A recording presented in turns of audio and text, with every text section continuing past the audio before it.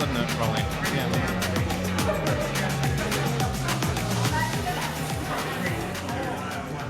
Hello, I'm Becher Townshend and welcome to the Fontcast, Tasmania's leading source of political news and views.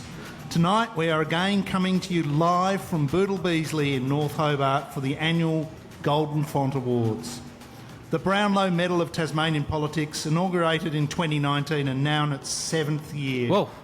Joining me to sort out the political entrails of 2025 and determine this year's winner is my business partner and ex-veteran political campaigner, Brad Stansfield. Thanks, Beach. I really appreciate that introduction. Thanks, everyone, for coming along tonight. And thanks in anticipation to our fellow panellists. Joining us as well is Alex AJ Johnston, ex-apparatchik, currently Win News reporter and soon to be private sector consultant. Hello. Hello, Beach. Yes, I promise I won't try and steal too many clients from you, but look, the irony is not lost on me that I am casting judgment on the political performances of others this year when 2025 might not have been my greatest political achievement. So trust me, the irony is not lost. I will not be giving myself votes this year.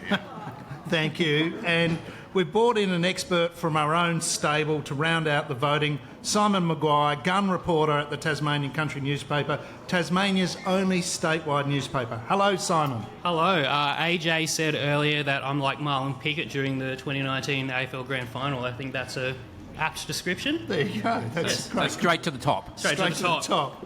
All right, there's only one question that people want answered tonight. Can Jeremy Rockliff add a coveted Golden Font Award to his back-to-back election wins? See what I did there, back-to-back, 24, 25, there you go. Yeah. Can David O'Byrne repeat his form from last year, or will someone else sneak through? You can see from the Fontcast tote board, sponsored by our clients Better, hello Daniel, that the Premier is the raging favourite at 11 to 10, whatever that means. I'm sort of post-decimal. I think it means he's the favourite. He's the favourite, yep. David O'Byrne is seen as a chance for back-to-backs. Yeah, not sure. Some solid support expected for Liberal veteran Erica Betts. Yeah. Peter George could poll well in his first year. Is he here tonight? I can't see him. I think he's represented, I think he's chief of staff. Excellent, excellent. Yes. And Dean Winter, well, he's the proverbial scratching. Didn't turn up for the second half I think of the he season. pulled up lame halfway. Halfway through. There you go. All right. Brad, what's your take on things? Got to say, I think the Premier will be very hard to beat this year. I think last year O'Byrne was the clear favourite. This year, I think, standout this year. I think the Premier Jeremy Rockliff is the standout favourite. You mentioned Dean Winter Beach. I think you'll even struggle to give him votes this year. Oh yeah, I can see there is merit. Maybe an early season vote or two, but after that he fell away. Yep. I did put a little poll up on X earlier, which has informed the odds because, I mean, as you know, the professionals, do take soundings on these things. Yes. And of the four that were put up, I put up earlier, a massive total of 68 votes. So there you go. It's about as many people interested in Tasmanian politics. Thank you. Jeremy Rockliff was 56%. David O'Byrne, 21%, Peter George, 13%, Erica Betts, 10%. Yeah, okay. So I think that's fairly consistent with the odds on the tote board tonight, Beach. I think it is. There you go. We've had them independently verified, haven't we? Has been an interesting year. Just very quickly for those that have forgotten, a quick recap. We had a federal election. Remember that? Back in May? People might have forgotten about that. Sam McQuestion hasn't. He's hiding behind there, but he remembers, sadly. Wipeout for the federal Liberals in Tasmania. Then we saw the resurgent State Labor Party. Luke Edmonds has forgotten about that one as well. Labor actually took the lead in the opinion poll, EMRS opinion poll, just prior to the election, which they, in hindsight, somewhat foolishly called Beach. Yes. You admit that now, do you, boys? Yeah, all in hindsight. Real geniuses in hindsight, aren't we? Yeah.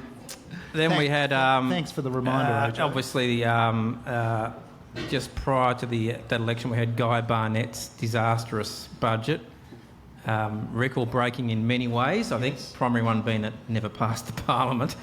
Then the no confidence motion. Then we did see that extraordinary period in June, late May, June, where the Premier stared down the Parliament, stared down to a certain extent the Governor, stared down his own party room. Perhaps even stared down political precedent. Stared down everything. Yeah. And then went to an election and amazingly came back with a 3% swing towards an extraordinary effort by the Premier and his team, as well as some of whom are here tonight. Then we saw the post-election horse trading. Everything was thrown overboard by the Premier except for the stadium. Sorry about that salmon industry. Then we saw the somewhat humiliating defeat of Mr Winter's no confidence motion, 24-10, because we all forgot that the Speaker doesn't vote. And then we saw Mr Willie replaced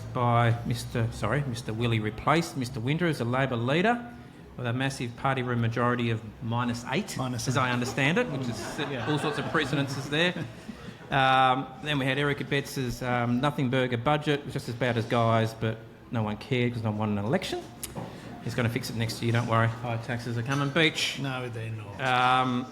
Coming soon, of course, the stadium vote. That's going to go through. Everyone's very excited by that. I can see in the room all the... It's going down to the wire. It'll go through easily. All the industry people there, Mr Winch, Mr Price and Master Builders are all very excited about that happening.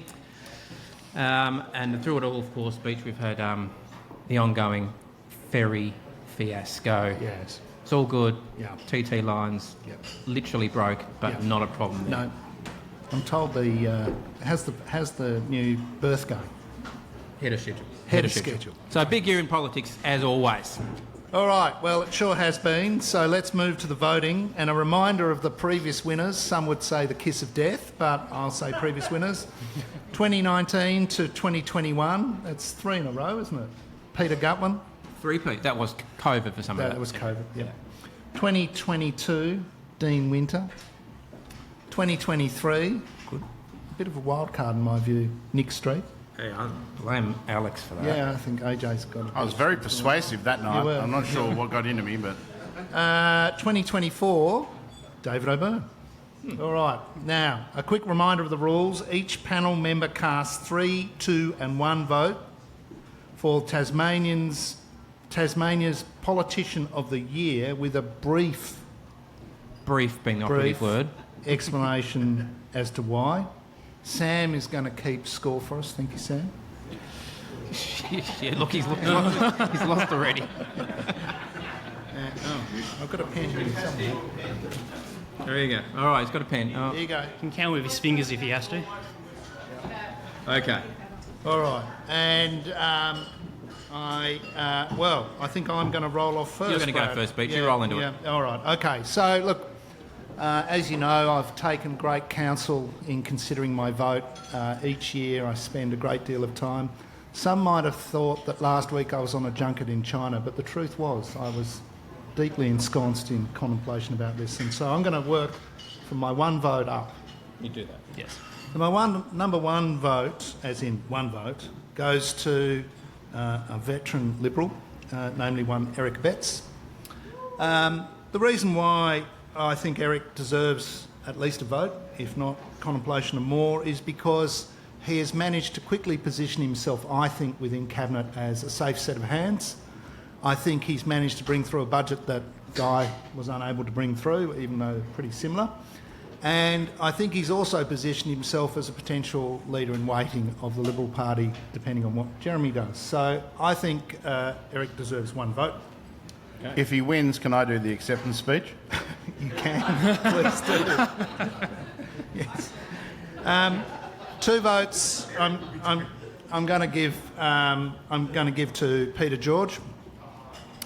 Peter George, in my view, has come from nowhere to somewhere in absolutely no period of time at all, and managed in the first few days of being elected, I think even before the Parliament sat, to be a significant influence on government and government policy, particularly around salmon.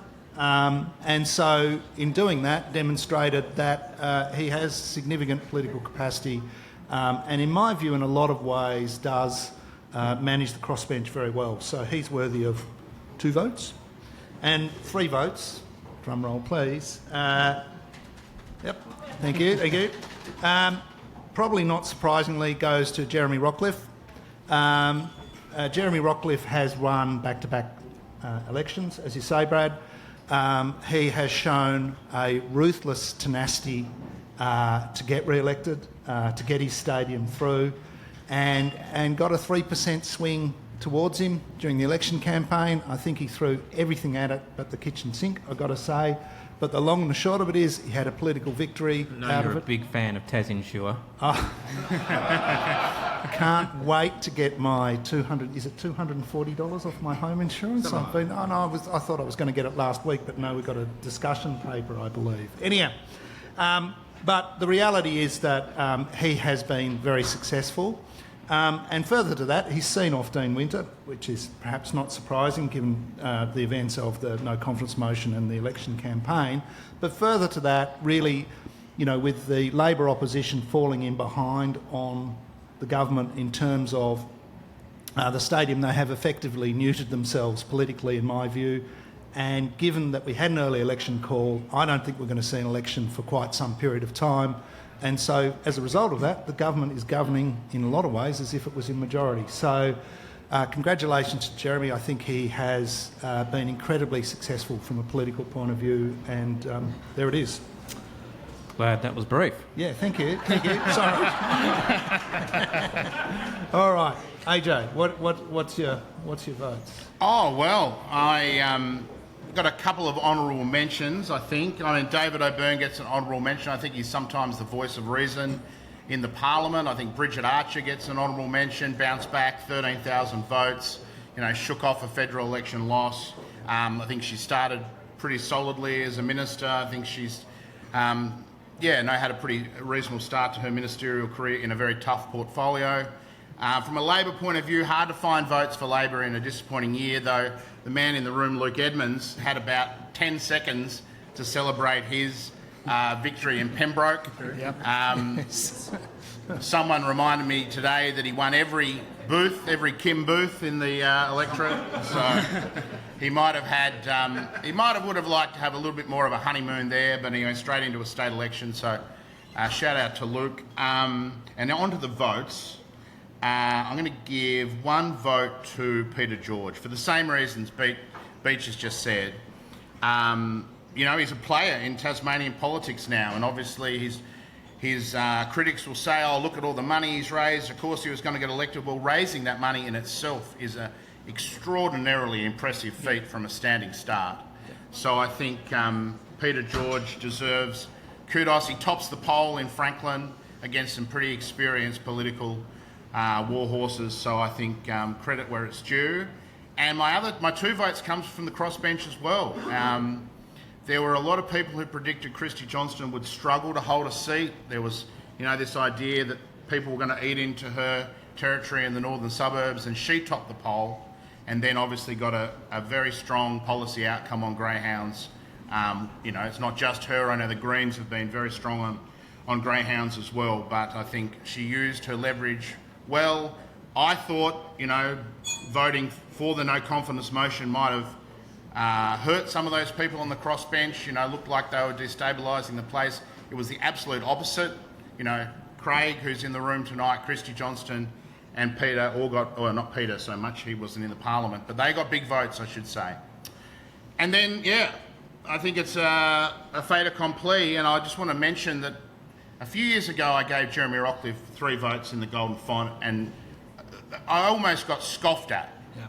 And my rationale at the time was, I think Jeremy Rockcliffe sort of represents what a lot of Tasmania is. Socially progressive, but, pro-business, respect for the union movement, but not, of the union movement. I know when my mother was the Education Union President, they had a great working relationship. So I just think Jeremy Rockcliffe sort of sits where a lot of Tasmanians sit. Now, he hasn't had a perfect year. I think his treatment of the TPC and more recently the Auditor General, very average. I think when you undermine experts like that who are paid to do a job and an important job, I think it sort of undermines, you know, an important part of democracy. So he gets marked down on that. But an election year is all about results. And you're right, he stared down. Now, stared down in the end, I'll just say, and there are people in this room tonight who were much closer to the events of that week than I was. But my feeling was at one stage he wasn't going to stare down Dean Winter and, more importantly, his party room. There was a feeling in me that he was thinking, this is in the too hard basket now. I've got to make sure that, you know, the Liberal Party is in the best possible position. Anyway, I'm not sure what changed, but he came out the next day in Parliament and he was, you know, full of beans, and it was obvious that he was going to serve it up to Dean Winter, and he did. And then, you know, you get 40% of the vote in an election where, you know, if it had have run its course, they would have been lucky to get 30% of the vote. Then he's got to get 3 votes, Jeremy Rockcliffe. There you go. All right. Alex, memory like an elephant, I got to say, in terms of your previous tips. Simon, All what are you right. saying? So I'm giving 1 vote to David O'Byrne. So obviously last year he had an incredible year. This year I'd describe his year as solid. Increased his vote at the state election by about 2 or 3% in first preference votes. I think the thing that David O'Byrne does best is he has this ability to work constructively with the Liberals and Premier Jeremy Rockcliffe, but also criticise them at the same time. Like, he strikes that balance well. So, you know, it's a sign of his experience, and I think he's actually been more effective as an independent than when he was in the Labor Party, as evidenced by his Foncast win last year. Yeah, so he gets my 1 vote. 2 votes I'm giving to Jeremy Rockcliffe. So yes. Oh, he's thrown it out there. I will reveal why in a second. Yep. So This is Nasiah Wanganeen Malira all over again. So obviously, you know, no confidence motion. Very tough to come back from that, but not only that, he strengthened his votes, managed to get 2.5 quotas on his own. Was a big part in Braddon getting 4 seats for the Liberals in Braddon. But I think the most impressive part of the Premier was what happened after the election. So basically, you know, to get the crossbench on side, the Greyhound announcement in terms of political strategy was an absolute masterstroke in terms of being able to get the crossbench on side. And as soon as that happened, he was like, yep, Liberals are going to form government. Yeah. Didn't need to throw salmon overboard then, Simon. Is that what you're saying? I think the salmon kind of sealed the deal. Oh, mate. Yeah. Like, he was 80% there with the Greyhounds, and then... Yeah, he'd like salmon with that, sir. Yes, please. Yeah.